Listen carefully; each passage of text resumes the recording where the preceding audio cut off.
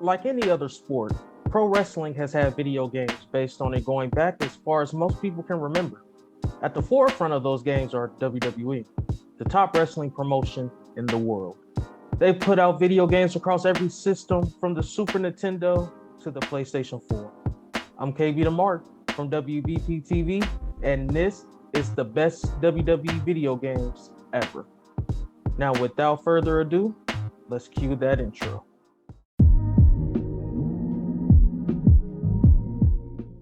Number 10, Smackdown vs. Raw, 2007. In 2006, SmackDown vs. Raw 2007 hit shelves and added yet another quality installment to the ever-growing series. After two good efforts to start, this proved that the franchise was going to be a staple. It did a good job of taking what previously worked and built on it. The beloved General Manager mode saw improvements like the addition of storylines, while Create a Championship included new possibilities. This was also the first game to feature the relatively new Money in the Bank ladder match as a playable option. Number 9, Day of Reckoning. Nintendo hasn't played host to many great WWE games, as releases for the systems like the Wii often felt like lesser versions of what Sony and Microsoft got. However, one series stood out from the rest, and it was likely because it was exclusive to the GameCube. That would be Day of Reckoning, which started in 2004. The gameplay style was praised even if it didn't feel like real wrestling, as was the roster that featured the top stars from the company's Ruthless Aggression era. The most unique aspects were the wild single-player story mode and some of the locations where you could fight. Number 8, Smackdown vs. Raw. Following the success of Smackdown, Here Comes the Pain, THQ developed a whole new series for the PlayStation that started with 2005's SmackDown vs. Raw, the first in a slew of games covering the dueling brands that went on until the early 2010s. That first entry proved to be a good one, as it kept some of the gameplay mechanics from its heavily praised prior installments, but improved upon them. Little aspects like the pre-match minigames were welcome, as were models like Create a Championship and the Clean and Dirty system. Number 7, WWE SmackDown, Here Comes the Pain. In the eyes of many fans, this is still the cream of the crop when it comes to WWE video games. SmackDown Here Comes the Pain arrived in 2003 and was the first game to use a subtitle relating to someone other than The Rock. It boasted an impressive roster by being the first game to feature the man you can't see, John Cena, and among others like Batista and Goldberg, to name a few. The updates to existing game models weren't too big, but the gameplay itself was a huge improvement that later games tried to imitate but couldn't. It's a classic. Number 6, SmackDown, Shut Your Mouth. In the days before the SmackDown vs. Raw series, the PlayStation games were called SmackDown with subtitles that often related to The Rock. 2002 SmackDown Shut Your Mouth immediately had something different to offer thanks to the real-life brand extension. The game season mode included this concept, allowing players to get drafted to either Raw or SmackDown, which set up what they would eventually go for. One of the coolest things about this game was getting to explore the backstage area, going as far as to battle in Times Square. Number 5, SmackDown vs. Raw, 2006. SmackDown vs. Raw 2006 still holds up as a classic WWE video game for several reasons. The biggest is likely the addition of General Manager mode.